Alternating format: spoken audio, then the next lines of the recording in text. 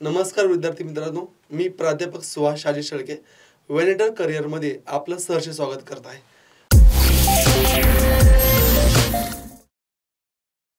वेनेटर career हा online platform आहे जो महाराष्ट्रातील जी गोरगरीब जे मुलं आहेत ज्यांना घरी बसून पोलीस भरती, सरळ सेवा, तलाठी, ग्रामसेवक याचं मोफत प्रशिक्षण देण्यासाठी हा ऑनलाईन प्लॅटफॉर्म ओपन केला आहे आपण.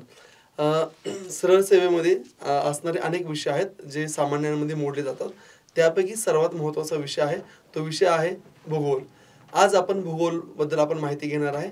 भूगोलातला जो बेसिक घटक आहे, जो भूगोलाची सुरुवात केली जाते ते आपण करणार आहे. भूगोलातला जो बेसिक घटक आहे त्याचं नाव आहे भारताचे स्थान आणि विस्तार.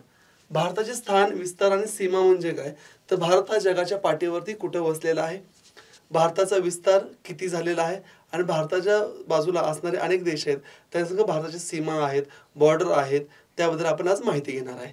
तर आपण पहिलं बघूयात की भारताचे एक्झॅक्टली जगाच्या लोकेशनवरती की जगाच्या पाठीवरती कुठं स्थान आहे आपण बघूयात. आपण बघूयात की भारताचं बघा, पहिला गोष्ट आहे भारताचे स्थान आहे उत्तर पूर्व गोलार्धामध्ये. मग आपण पाठ करून तर चालणार नाही ना, उत्तर गोलार्ध किंवा पूर्व गोलार्ध म्हणजे नक्की काय, एक्झॅक्टली लोकेशन कुठे आहे ते आपण समजून घेऊया.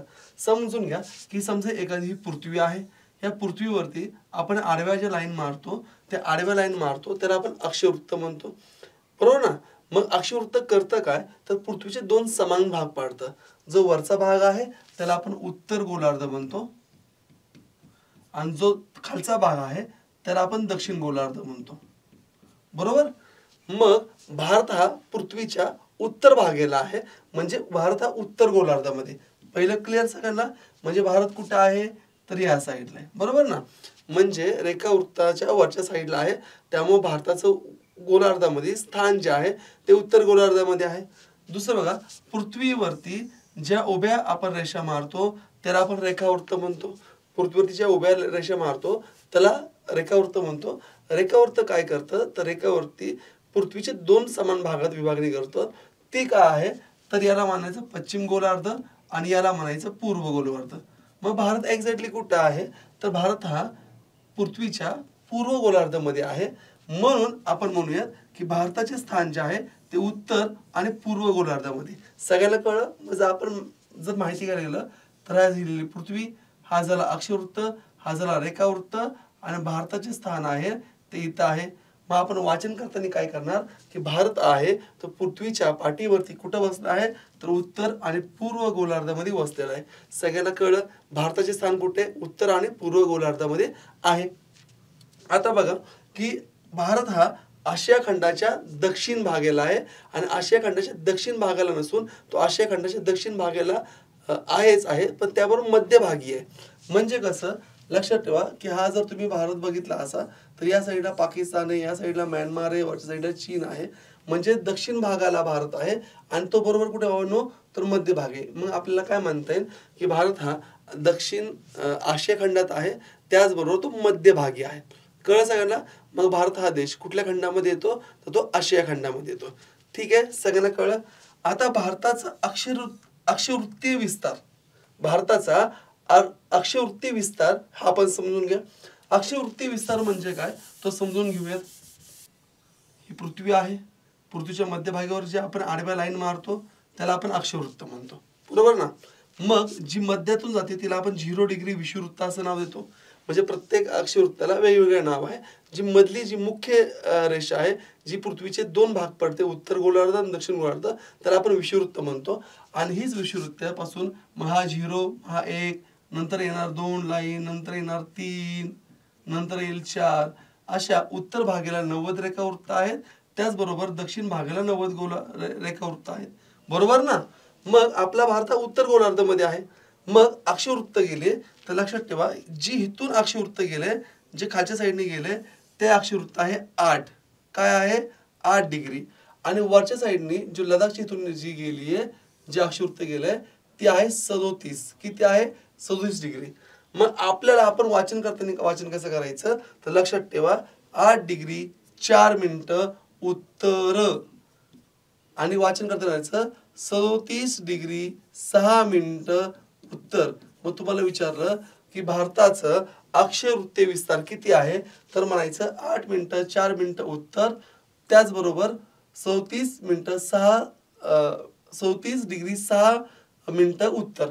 आपण असं वाचन काय केलं, कारण की हा अक्षय वृत्ताचा वरच्या भागात आहे आणि तो उत्तर दिशेला आहे, त्यामुळे आपण तसं वाचन केलं. जर तुम्ही बघितलं तर ह्या साईडने एक लाईन गेली आहे आणि ह्या साईडने लाईन गेली, याच्या दरम्यान भारत आहे. मग ही जी उभी लाईन मारतो आपण त्याला आपण काय म्हणतो, रेखावृत्त म्हणतो. मग ही उभी लाईन मारली आपण रेखावृत्ती, ती इथून गेली, ती गेली 68 डिग्री. किती गेली आहे? 68 डिग्री 7 मिनिटं. आणि या साईडला गेली आहे 97 डिग्री 25 मिनिटं. सगळ्यांना कळलं? मग आपण ह्याचं वाचन कसं करणार? 68 डिग्री 7 मिनिटं ते 97 डिग्री 25 मिनिटं पूर्व. इकडे पण आपण म्हणणार पूर्व, या साईडला पण म्हणणार पूर्व. आपण पूर्व का म्हणतो? कारण पृथ्वीच्या आपण उत्तर आणि पूर्व गोलार्धामध्ये बसलेलो आहे, त्यामुळे वाचन करताना असं वाचन करायचं. वाचन करतं मग सगळ्याला कळलं. भारताचा अक्षवृत्तीय विस्तार किती आहे?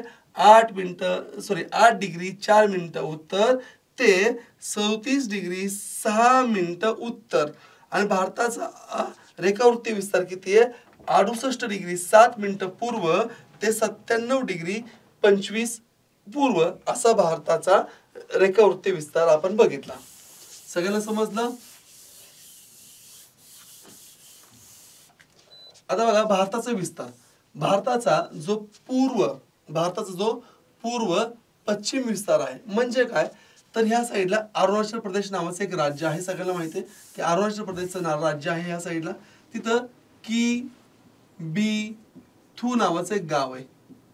ह्या गावापासून त्या आपण पश्चिमेकडे थोडं असं गेलो तर इथं घोटा नावाचं एक ठिकाण आहे. या दोघांमध्ये जर तुम्ही विस्तार बघितला, जर किलोमीटर मध्ये अंतर मोजलं तर ते टोटल जातं 2933 किलोमीटर. मग तुम्हाला विचारतील की भारताचा पूर्व पश्चिम विस्तार किती आहे? मग पूर्व पश्चिम विस्तार म्हणजे अरुणाचल प्रदेशच्या किबिथू गावापासून ते गुजरातच्या घोटापर्यंत विस्तार किती आहे? तर तो आहे 2933. जर तुम्हाला लक्षात राहत नसेल तर लक्षात ठेवा, भारतातून रेखावृत्त किती जातात रे? तर रेखावृत्त जातात 29. बरोबर नाही? मग 29 आणि पुढे 3 3 9. तुम्ही कसे लक्षात ठेवा? मग 29 आणि हे किती बाबांनो? 33. मग भारताचा पूर्व पश्चिम जो विस्तार आहे तो आहे 1933 किलोमीटर. ओके. वरती आहे बघा, इथं तुम्ही जर बघितलं तर इथं आपण इंदिरा कॉल नावाचा एक पॉइंट आहे. इंदिरा कॉल. आणि ह्या साईडला बघितलं तुम्ही तर कन्याकुमारी आहे ना. हितपासून जर हितपर्यंत जर तुम्ही बघितलं तर हे टोटल विस्तार जो आहे ना तो आहे 3214 किलोमीटर. मग तुम्हाला विचारतील की भारताचा दक्षिण उत्तर विस्तार किती किंवा उत्तर दक्षिण विस्तार किती? ती आहे 3214 किलोमीटर. लक्षात आलं बघा, 1 2 3 आणि शेवटी 4 लिहायचं. कसं करणार? 1 2 3 4 किलोमीटर. सगळं कळलं? आता भारताचे एकूण क्षेत्रफळ किती आहे? भारताचे एकूण क्षेत्रफळ म्हणजे काय? जो जग आहे, जगाचा जो हा भूभाग आहे, संपूर्ण भूभाग आहे, हा जमीन जी आहे ना ती किती टक्के व्यापली आहे? तर ती व्यापली आपण 32,87,263 चौरस किलोमीटर. लक्षात ठेवा काय?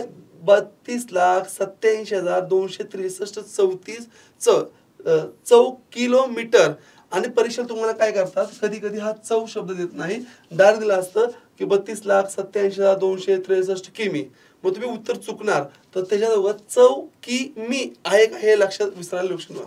आता हा भारत जो आहे त्या भारताने जगामध्ये जेवढी भूभाग आहे, जेवढा भूखंड आहे त्याच्या जर टक्केवारीमध्ये आपण जर कन्वर्ट केलं तर 2.42% एवढा भूभाग व्यापलाय.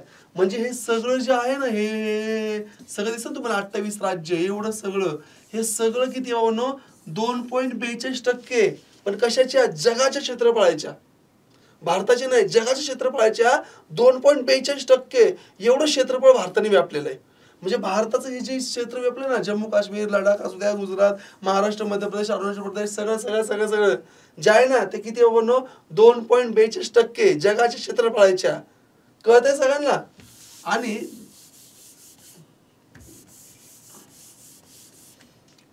आता क्षेत्रफळाच्या दृष्टीने भारताचा हा जगात 7वा क्रमांक लागतो. म्हणजे भूभाग, जगाकडे जेवढा भूभाग आहे ना त्यापैकी जर नंबर काढायला गेलं तर भारताचा 7वा क्रमांक लागतो. मग पहिला कोणाचा लागतो? तो लागतो रशियाचा. कुणाचा आहे? रशियाचा. लक्षात राहत नसेल तर बघा, RCCABAB. आर म्हणजे रशिया, सी म्हणजे कॅनडा, परत सी म्हणजे चीन, ए म्हणजे अमेरिका, बी म्हणजे ब्राझील, ए म्हणजे ऑस्ट्रेलिया, आणि शेवटचा 7वा जो आहे ना, बी फॉर भारत. म्हणजे तुम्हाला सगळं कळलं. जगाच्या एकूण क्षेत्रफळाचा जर विचार केला तर भारताचा क्रमांक हा 7वा लागतो आणि पहिला क्रमांक लागतो तो लागतो रशियाचा. कोणाचा लागतो? रशियाचा. जगात जो सर्वात छोटा देश आहे बघा, जगातला सर्वात मोठा देश विचारला तर रशिया. भारत कितवा आहे? तर 7वा आहे. आणि जर जगातला सर्वात छोटा देश बघितला तर जर व्हॅटिकन सिटी, काय म्हणू, व्हॅटिकन सिटी हा जगातला सर्वात छोटा देश आहे. मला माझ्या अंदाजे जर बघायला गेलं तर 0.44 चौकिमी एवढंच त्याचं क्षेत्रफळ आहे. किती? 0.44 चौकिमी एवढंच त्याचं क्षेत्रफळ आहे. आणि भारताचं किती? 32,87,263 चौकिमी एवढे. जगातला सर्वात छोटा देश व्हॅटिकन सिटी.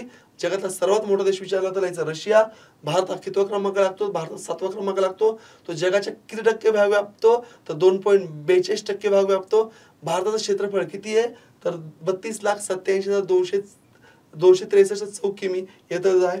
आता लक्षात ठेवा की भारतामध्ये जे क्षेत्रफळाने, म्हणजे आता बघा, आता फक्त भारताचे विचारू, भारतामध्ये क्षेत्रफळाच्या दृष्टीने जे पहिले 3 राज्य आहेत, म्हणजे ज्यांच्याकडे जास्त भूखंड आहे किंवा जास्त जमीन आहे असे राज्य कुठले आहेत? तर त्यातलं पहिलं राज्य आहे राजस्थान, दुसरं राज्य आहे मध्य प्रदेश आणि तिसरं राज्य आहे महाराष्ट्र. आता हे लक्षात कसं ठेवायचं? काही जणांनी लक्षात राहतं, काही जणांनी लक्षात राहत नाही. तर बघा, राजस्थान 1 नंबरला आहे क्षेत्रफळाच्या दृष्टीने, मध्य प्रदेश हा 2 नंबरला आहे आणि महाराष्ट्र हा 3 नंबरला आहे. बघा, राज्य कधी पण 1 नंबरला आहे. आणि जर तुम्ही जर सिक्वेन्स नुसार बघितलं तर 1 नंबरला कोण आहे रे बाबांनो? राजस्थान आहे. 2 नंबरला मध्य प्रदेश. 1 आणि 3च्या मध्ये कोण येतो? तर 2 येतो. मध्य प्रदेश मध्ये येतो. आणि महाराष्ट्राचा आकार बघितला तर त्रिकोणी आहे. त्रिकोणी म्हणजे काय? 3. आणि तसाही तो 3 नंबरलाच आलाय. म्हणजे महाराष्ट्र कितव्या क्रमांकाला? 3 नंबरला. मग क्षेत्रफळाच्या दृष्टीने भारतातले जे प्रमुख 3 राज्य आहेत, जी पहिली राज्य आहेत, त्यातला पहिला आहे राजस्थान. मॅप मध्ये बघितलं तर 1 नंबरला वरच्या साईडला आहे. महाराष्ट्राच्या आणि राजस्थानच्या मध्ये कोण आहे? तर मध्य प्रदेश आहे. मग तो 2 नंबरला आहे. आणि महाराष्ट्र हा किती नंबरला आहे? तर महाराष्ट्र हा 3 नंबरला आहे. मग भारताच्या क्षेत्रफळाच्या दृष्टीने भारतातील पहिले 3 राज्य राजस्थान, मध्य प्रदेश आणि महाराष्ट्र. सगळ्यांना कळलं? आता बघूयात की क्षेत्रफळाच्या दृष्टीने बघा, आता हा जो संपूर्ण भारत आहे, ह्या भारताचं क्षेत्रफळ किती? 32,97,263 चौरस किलोमीटर. याची जर टक्केवारी काढली आणि भारताने किती टक्के भूभाग व्यापला, म्हणजे जो हा भूभाग आहे ना तो किती टक्के व्यापलाय? तो लक्षात ठेवा, 9.36%. म्हणजे भारतातले जे 28 राज्य आहेत ना, ते 28 राज्य हे 100% आहेत. किती टक्के आहेत बाबांनो? 100% आहेत 28 राज्य. त्याच्यापैकी महाराष्ट्राने जो भूभाग व्यापलाय, महाराष्ट्र भागाला जी जमीन आली ती किती? 9.36%. कळलं सगळं ना? मग महाराष्ट्राची महाराष्ट्राने क्षेत्रफळाच्या भारताची किती टक्के व्यापलंय? 9.36% एवढा भूभाग व्यापलेला आहे. ओके, सगळ्यांना कळलं? आता भारतात जे आहेत ते असे काही राज्य आहेत की ज्यांचं क्षेत्रफळ खूप कमी आहे. ज्यांचं क्षेत्रफळ खूप कमी आहे त्यातले 3 राज्य आहेत. तर पहिला राज्य आहे तो आहे गोवा. कुठला आहे? गोवा. दुसरं राज्य आहे ते आहे सिक्कीम. आणि तिसरं राज्य आहे ते आहे त्रिपुरा. बघा, पहिलं कुठलं आहे? गोवा. दुसरं कुठलं आहे? सिक्कीम. तिसरं कुठलं आहे? त्रिपुरा. लक्षात ठेवायचं. तर मला सांगा, भारतात गोवा केवढं सारे एकदम बारीक आहे. सर्वात छोटं नाव कुणाचं आहे? तर गोव्याचं आहे. म्हणून भारत हा क्षेत्रफळाच्या दृष्टीने सर्वात कमी राज्य तर गोवा. जर तुम्ही सिक्कीम लिहायला गेलं, सिक्कीम जर लिहायला गेला तर सिक्कीम मध्ये हा जो स आहे तो 2 नंबर सारखा येतो. म्हणून क्षेत्रफळाच्या दृष्टीने 2 नंबरला सिक्कीम. आणि त्रिपुरामध्ये काय म्हणून? त्रिपुरा. किती? त्रि म्हणजे किती? 3. म्हणून 3 नंबरला कोण आहे? तर त्रिपुरा आहे. मग क्षेत्रफळाच्या दृष्टीने भारतातले जे नंबर लागतो कमी क्षेत्रफळाकडून तो आहे, पहिला आहे गोवा. सर्वात छोटं गोवा. अक्षर आहेत ना, 2च अक्षर छोटं. 2 नंबरला सिक्कीम, सिक्कीम मध्ये किती 2 अक्षर आहे सिक्कीम. त्रिपुरा, त्रिपुरा म्हणजे काय 3 म्हणून 3. सगळ्याला कळतंय. मग आपण बघितलं की क्षेत्रफळाच्या दृष्टीने भारतातले सर्वात जास्त क्षेत्रफळ असणारे राज्य कुठले, तर ते आहेत राजस्थान, मध्य प्रदेश आणि महाराष्ट्र. सर्वात कमी क्षेत्रफळ असणारे 1 नंबरला गोवा, 2 नंबरला सिक्कीम आणि 3 नंबरला त्रिपुरा. सगळ्याला कळलं. कोणाला काय अडचण आहे का, तर काय अडचण नसावी.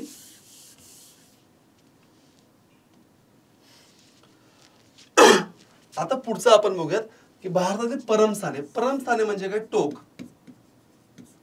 आता तुम्ही जर वरती गेला तर हा तुम्ही जर बघितला, हा जुना मॅप आहे, तर इथं एक्झॅक्टली हा जम्मू काश्मीर हा भाग आहे आणि ह्या वरच्या भागाला आपण लडाख असं म्हणतो. काय म्हणतो, लडाख. म्हणजे विभागणी केली आता. हा खालचा जम्मू काश्मीर आहे, वरचा भाग आहे तो लडाख आहे. मग आपलं जे भारताचं उत्तर टोक आहे जो लडाख आहे, त्या लडाखच्या ह्या साईडला जर एक ठिकाण आहे त्याला आपण इंदिरा कॉल किंवा दफ्तार असं म्हणतो. काय म्हणतो, दफ्तार. म्हणजे तुम्हाला जर विचारलं की भारताचं उत्तरेकडचं टोक किंवा परमस्थान काय आहे, शेवटचं स्थान काय आहे, तर लिहायचं दफ्तार. का तुम्हाला त्याच प्रकारे तुम्हाला विचारलं की भारताचं दक्षिण साईडचं शेवटचं टोक कुठलं, म्हणजे हे बघा शेवटचं हे भारताची मुख्य भूसीमा. मी काय सांगतोय, भारताची मुख्य भूसीमा. आता ही भूसीमा म्हणजे काय का तुम्हाला, कारण की भारताचा विस्तार ह्या साईडला बघितलं तर अंदमान निकोबार आहे. म्हणजे भारत इथं संपतोय का, नाही ना, अजून भारत आहे ना शिल्लक. त्यामुळे मुख्य भूसीमा म्हणजे हे. आणि ह्या अंदमान आणि निकोबार जे आहेत ते काय आहेत, तर ते बेट आहेत. मग तुम्हाला फक्त विचारलं की भारताची दक्षिण साईड पण ती कुठली मुख्य भूसीमा, तर तिथं एक आहे कन्याकुमारी. काय ठिकाण आहे म्हणून, कन्याकुमारी. त्याला त्या ठिकाणाला केमोरीन. मग तुम्हाला विचारलं की भारताचं दक्षिणेकडचं टोकाला काय म्हणतात, तर भारताच्या दक्षिणेला टोकाला कन्याकुमारी किंवा केप कोमोरीन असं म्हणतात. पण ते कुठलं, मुख्य भूसीमा. मुख्य भूसीमा म्हणजे काय, तमिळनाडूचं हे टोक. पण तुम्ही जर बघितलं तर त्याच्या खालच्या साईडला पण ह्या साईडला बघितलं तर अंदमान आणि निकोबार आहे. हिथं जर आहे तर ते आहे ग्रेट निकोबार. काय आहे, ग्रेट निकोबार. ह्या ग्रेट निकोबारच्या इथं जर एक आहे पॉइंट आहे त्याला म्हणतो आपण इंदिरा पॉइंट. काय म्हणतो, इंदिरा पॉइंट. बघा आता प्रश्न काय आला, तुम्हाला असं विचारलं की भारताचं अति दक्षिणेकडचं, मला सांगा हे झालं फक्त दक्षिण, ह्या दक्षिण भागाच्या पण खाली आहे ना, मग त्याला म्हणायचं अति दक्षिण. जर तुम्हाला विचारलं की भारताचं अति दक्षिणेकडचं टोक कुठलं, त्याचं नाव आहे इंदिरा पॉइंट, जे ग्रेट निकोबार इथं स्थित आहे.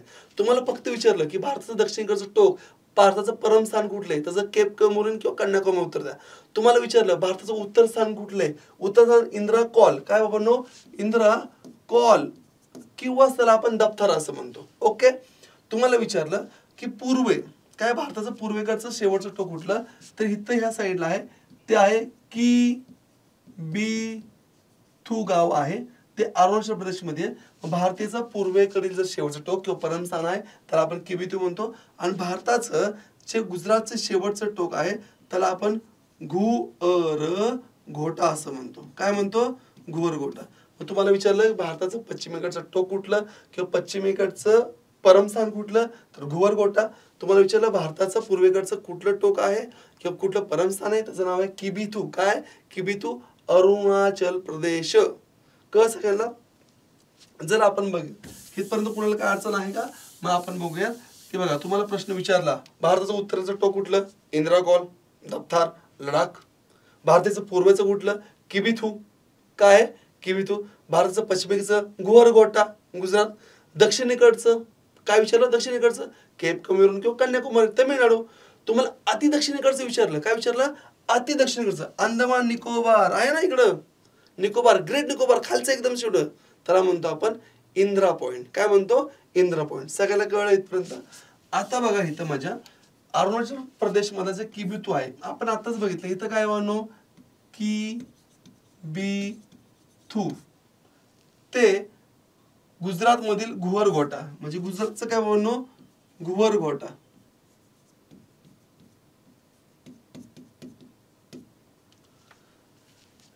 या येथील सूर्योदय, जेव्हा सूर्योदय दिले फरक 116 मिनिटं, म्हणजे जवळजवळ 2 तास. म्हणजे काय, समजा माझ्या अंदाजे बघा, समजा इथं एखादा सूर्य उगवला, तर इथं उगवल्यानंतर इथून जी ही सूर्यकिरण आहे ह्यांच्या दोघातला फरक किती आहे, तर जवळजवळ 1 तास 16 मिनिटे, सॉरी जवळजवळ 2 तासाचा फरक आहे. किती तासाचा आहे? 2 तासाचा फरक आहे. मग तो 2 तासाचा फरक का? तर तुम्हाला माहित असेल की भारतातून एकूण रेखावृत्त, जे भारतातील एकूण रेखावृत्त आहेत ते 29 आहेत. म्हणजे भारताच्या उभ्या लाईनी गेल्यात ना सगळ्या, त्या 29 गेल्यात. म्हणजे किबितीपासून पहिली लाईन आहे आणि गोरगोटापासून शेवटची लाईन आहे. तर एकूण लाईनी किती आहेत? तर ते एकूण लाईन आहेत 29. किती आहेत? 29. आणि प्रत्येक जे रेखावृत्त, म्हणजे समजा हे पहिली रेखावृत्त आहे, हे दुसरं रेखावृत्त आहे, हे तिसरं रेखावृत्त आहे, प्रत्येक रेखावृत्तामध्ये 4 मिनिटाचा फरक असतो. किती मिनिटाचा फरक असतो? 4 मिनिटाचा. म्हणजे ह्यापासून इथे 4 मिनिटं, हितपासून इथं 4 मिनिटं, हितपासून पुढे 4 मिनिटं, बरोबर ना? मग भारताच्या किबितीपासून ते घोरगोटापर्यंत एकूण लाईन गेल्यात 29. आणि त्या 29 लाईनमध्ये प्रत्येक लाईनमध्ये कितीचा गॅप आहे? तर 4 मिनिटाचा आहे. जर आपण 29 ला जर 4 ने गुणलं तर 9 चौक 36 आले 6, है ना? 3 हा आला बघा, 4 दुने 8 आणि 3 11, बरोबर ना? ही मिनिटं आली, ही काय आली?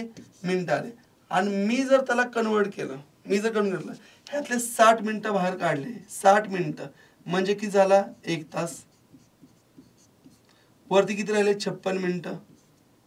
किती? 56 मिनिटं. मग इथं लिहिलं 56 मिनिटं, ठीक ना? मग तसा फरक कितीचा आहे? 1 तास 56 मिनिट. पण 1 तास 56 मिनिटं जवळजवळ किती तासाचे आहेत बाबांनो? 2 तासाचे आहेत.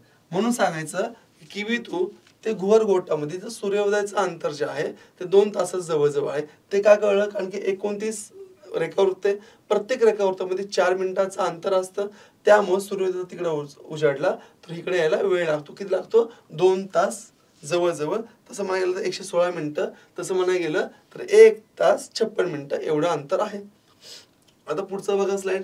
भारताची भूसीमा काय आहे? भारताची भूसीमा. आता भारत जर तुम्ही नीट बघितला तर भारताची वेगवेगळ्या दिशेला सीमा लागली. भारताची भूसीमा म्हणजे काय? भारताच्या आणि इतर देशांसंग जी चिटकलेली जमीन आहे त्याला म्हणायचं भूसीमा. भू म्हणजे जमीन, भू म्हणजे जमीन. तर लक्षात ठेवा, भारताला एकूण भूसीमा किती आहे? तर 15,200 किलोमीटर एवढी भूसीमा लागलेली. भारताला एकूण भूसीमा किती लागली आहे? तर 15,200 किलोमीटर. म्हणजे हितपासून ते हितपर्यंत शेवटपर्यंत इकडं जो सगळा भाग आहे ना, तो 15,200 किलोमीटर. आणि भूसीमा बाबतीत भारताला एकूण देश किती बाजूने चिटकलेत? तर 7 देश आहेत. किती देश आहेत? 7 देश आहेत. तर 7 देश आपण बघूयात. 7 देशांपैकी पहिला देश जो आहे तो आहे पाकिस्तान. आता ह्याचं नाव पण घ्यायला नको, पण आता कसं शिकवताना तो आहे शेजारी म्हणून आपल्याला नाव तर घ्यावंच लागणार आहे. पहिला देश आहे पाकिस्तान. दुसरा देश आहे अफगाणिस्तान. ह्या साईडला तुम्हाला दिसत असेल तर थोडीशी बॉर्डर आपल्या भारताची चिटकली अफगाणिस्तान. म्हणजे पहिला आहे पाकिस्तान, 2 नंबरला 1 नंबर पाकिस्तान, 2 नंबरला अफगाणिस्तान. 3 नंबरला बघितलं तर हा संपूर्ण आहे तो आहे चीन. किती? 3 झाले. 4 नंबरला आहे नेपाळ, ओके. 5 नंबरला आहे भूटान, 6 नंबरला आहे बांगलादेश आणि 7 नंबरला आहे म्यानमार. म्हणजे भारताचे एकूण बघा, भारताचे जर एकूण जर विचारले की भूसीमा चिटकलेले देश किती, भूसीमा भिडलेले देश किती, तर लगेच 7. कुठला? पाकिस्तान, अफगाणिस्तान, चीन, नेपाळ, भूटान, बांगलादेश आणि म्यानमार. आता पाकिस्तान आणि अफगाणिस्तान आहे तो भारताच्या वायव्य दिशेला. ही दिशा कुठली असते बाळांनो? वायव्य दिशेला, ओके. भारताच्या उत्तर साईडला ही कुठली साईड आहे? उत्तर. बघा भारताच्या उत्तरेला कुठले आहेत? चीन, नेपाळ आणि भूटान, ओके. भारताच्या पूर्वेला कुठले आहेत? तर म्यानमार आणि बांगलादेश. मग तुम्हाला बघा की भारताची भूसीमा एकूण 7 देशांना चिटकलेली आहे. पहिला देश आहे बघा, बघितलं पाकिस्तान, अफगाणिस्तान, चीन, नेपाळ, भूटान, बांगलादेश आणि नेपाळ. हे 7 एकूण देश आहेत की ज्यांना भारताची भूसीमा म्हणजे भारताला लागलेली आहे. आपण बघितलं वायव्येला पाकिस्तान आणि अफगाणिस्तान आहे, उत्तर देशाला चीन, नेपाळ आणि भूटान आहे, पूर्वेला म्यानमार आणि बांगलादेश आहे. परंतु हे जे 7च्या 7 देश चिटकलेत, या 7च्या 7 देशांपैकी सर्वात जास्त भूसीमा म्हणजे सर्वात भाग जो चिटकलेला आहे तो आहे बांगलादेश. जवळजवळ 4,096 किलोमीटर एवढा भूभाग आपल्या भारताचा चिटकला आहे. तुम्ही म्हणाल की सर हा पाकिस्तान दिसायला एवढा मोठा आहे, चीन एवढा मोठा आहे, ह्याला नेपाळ एवढा मोठा दिसतोय मॅप मध्ये, मग सर्वात जास्त भूसीमा त्यांना चिटकलेली पाहिजे होती. पण तुम्ही जर नीट बघितलं तर हा जो बांगलादेश आहे भारताच्या बरोबर मध्यभागी वसलाय बघा, है ना. ह्या सगळ्या साईडने त्यांनी भूसीमा व्यापलेली आहे, दिसतं तुम्हाला. तेव्हा भारताचा सर्वात जास्त भूसीमा म्हणजे भारताचा सर्वात जास्त जमीन भाग कुठल्या देशाला चिटकलाय, तो देश आहे बाबांनो बांगलादेश. आणि सर्वात कुठं कमी आहे, तो सर्वात कमी आहे बाबांनो फक्त आणि फक्त 80 किलोमीटर. किती बाबांनो? 80 किलोमीटर अफगाणिस्तान. मग भारताची सर्वात जास्त भूसीमा ही बांगलादेशला म्हणजे 4096 किलोमीटर चिटकली आहे. सर्वात कमी फक्त अफगाणिस्तानला किती किलोमीटर आहे? 80 किलोमीटर. त्यासाठी एक शॉर्टकट पण आहे जो सर्रासपणे वापरला जातो, बचपन. बघा, बचपन, MBA. सर्वात जास्त बघा, सर्वात जास्त विचारलं बी फॉर बचपन. ब म्हणजे बांगलादेश, च म्हणजे चीन, प म्हणजे काय? बचपन पाकिस्तान, न म्हणजे काय? नेपाळ, एम म्हणजे काय? म्यानमार, बी म्हणजे काय? भूटान, आणि ए म्हणजे काय? अफगाणिस्तान. कळलं का? मग सर्वात जास्त कुणाला आहे? बांगलादेशला. सर्वात कमी कुणाला आहे? अफगाणिस्तानला. सगळ्याला कळलं. मग भारताची भूसीमा 7 देशांना लागून आहे. एकूण भूसीमा किती? 15,200. ठीक आहे. सर्वात जास्त भूसीमा कुणाला आहे? तर बांगलादेशला आहे. सर्वात कमी भूसीमा कुणाला आहे? तर अफगाणिस्तानला आहे. आता हा भारत आहे. भारताची सीमारेषा, महत्वाची सीमारेषा म्हणजे बॉर्डर. आता भारताची तुम्ही बघितलं की जमिनीला भूभागाला भूभाग आणि 7 देशांना लाभलाय. त्या 7 देशांमध्ये ज्या महत्वाच्या जे देश आहेत त्या दोघांमध्ये एक बॉर्डर राखली, सीमा आपण ज्याला म्हणतो, सीमा किंवा आपण ज्याला बॉर्डर म्हणतो. ठीक आहे. तर त्यातलं पहिले मॅकमोहन, काय म्हणतो? मॅकमोहन ही रेषा आहे ना, ती भारत आणि चीनमध्ये. तुम्ही जर इथं बघितलं तर हा चीन संपूर्ण आहे. इथं अरुणाचल प्रदेश आहे. काय आहे? अरुणाचल प्रदेश आहे. ह्या अरुणाचलच्या उत्तर भागाला ह्या साईडला बघितलं तर हा संपूर्ण आहे तो चीन आहे. काय आहे? चीन आहे. आणि मग ह्या भारताच्या अरुणाचल प्रदेशमध्ये एक लाईन आखली किंवा बॉर्डर आखली गेली. त्या बॉर्डरला जे नाव दिलेलं आहे ते नाव दिले मॅकमोहन. काय नाव दिलंय? मॅकमोहन. जर लक्षात राहत नसेल तर लक्षात ठेवा, हा जो चीन आहे ह्यांचा मॅक, ह्यांचा काय? मॅक, आणि आपला कोण? मोहन. काय झाला बाबा? तो मॅकमोहन. कळतं तुम्हाला? मग भारताची आणि चीनची जी सीमारेषा आहे, जी बॉर्डर आहे, त्याला काय नाव दिलेलं आपण? तर मॅकमोहन नाव दिलंय. काय दिलंय? मॅकमोहन दिलंय. आणि ही मॅकमोहन लाईन 1914 साली उठली. आणि ही मॅकमोहन लाईन आहे ती भारताच्या अरुणाचल प्रदेशला लागून. लक्षात ठेवा, हा पण पोलीस भरतीला प्रश्न आलाय की जी मॅकमोहन लाईन आहे ती कुठल्या राज्याला चिटकून आहे किंवा कुठल्या राज्यामध्ये आहे, तर ती आहे मॅकमोहन आहे अरुणाचल प्रदेशमध्ये. दुसरी आहे रेड क्लिफ रेषा. ही भारत आणि पाकिस्तानमध्ये 1947 आखली गेली. आता मला सांगा, जो आपला भारत आहे ह्या भारतामध्ये आणि पाकिस्तानमध्ये भारतामध्ये सतत युद्ध होतं. बघा, ह्यांच्याबरोबर युद्ध झालेत आपल्याला. झालेत का नाही झाले आपल्याला? 1965ला, 1971ला, 1999ला 3 युद्ध झाले. किती झाले? 3 तिन्ही वेळेस मारले. ह्याला कळतच नाही किती मार खावा, तरी पण ह्याला मस्तीच आहे. ठीक आहे. तर भारत आणि पाकिस्तानमध्ये सतत युद्ध होतं आणि त्यामध्ये आपण त्यांना खूप वेळा हरवले. आता भारतात पाकिस्तानमध्ये जेव्हा युद्ध होईल तेव्हा रक्त सांडलं जाईल. रक्ताचा कलर कुठला असतो? रेड असतो. म्हणून भारत आणि पाकिस्तानमध्ये जी सीमारेषा आहे त्याला नाव दिलंय रेड क्लिफ रेषा. काय नाव दिलंय? रेड क्लिफ रेषा. ती 1947ला भारत स्वतंत्र झाल्यानंतर 2 ते 3 दिवसामध्ये मला वाटतं की 17 ऑगस्ट 1947 साली ती रेड क्लिफ ही रेषा किंवा बॉर्डर आपण आखली गेली. आता पुढचा देश आहे ड्युरॅन्ड रेषा. ड्युरॅन्ड जी बॉर्डर आहे ती भारत आणि अफगाणिस्तानमध्ये, म्हणजे हा जो ठिकाण दिसतो तुम्हाला ही तर ड्युरॅन्ड रेषा आहे. म्हणजे भारत आणि अफगाणिस्तानमध्ये ड्युरॅन्ड रेषा आहे. म्हणजे आपण 3 महत्त्वाच्या बॉर्डर. आणि हमखास याच्यावर प्रश्न येतो की बाबांनो ही सीमारेषा कुठल्या 2 देशांच्या दरम्यान आहे, तर तुम्हाला सांगतो. पहिली रेषा मॅकमोहन रेषा आहे, ती आहे भारत आणि चीनमध्ये. आता चीनचा कोण? मॅक, आणि भारताचा कोण? मोहन. झाला मॅकमोहन. का तुम्हाला? आणि मॅकमोहन ही रेषा ही भारताच्या फक्त अरुणाचल प्रदेश जो प्रदेश आहे, अरुणाचल प्रदेश जे राज्य आहे त्याला चिटकून आहे. ओके, पहिली डन. दुसरी काय? रेड क्लिफ रेषा. रेड क्लिफ रेषा ही भारत आणि पाकिस्तान यांच्या 2 दरम्यान आहे. भारत आणि पाकिस्तानचं सतत युद्ध चालू होतं, सतत भांडणं होतात. रक्त कसं असतं? रेड असतं. रेड क्लिफ म्हणजे भारत आणि पाकिस्तान रेड क्लिफ. आणि ती शेवटची आहे ड्युरॅन्ड रेषा. ड्युरॅन्ड रेषा ही अफगाणिस्तान आणि भारत या 2 देशांदरम्यान आहे. जर व्हिडिओ आवडला असेल तर लाईक, सबस्क्राईब करायला नक्की विसरू नका.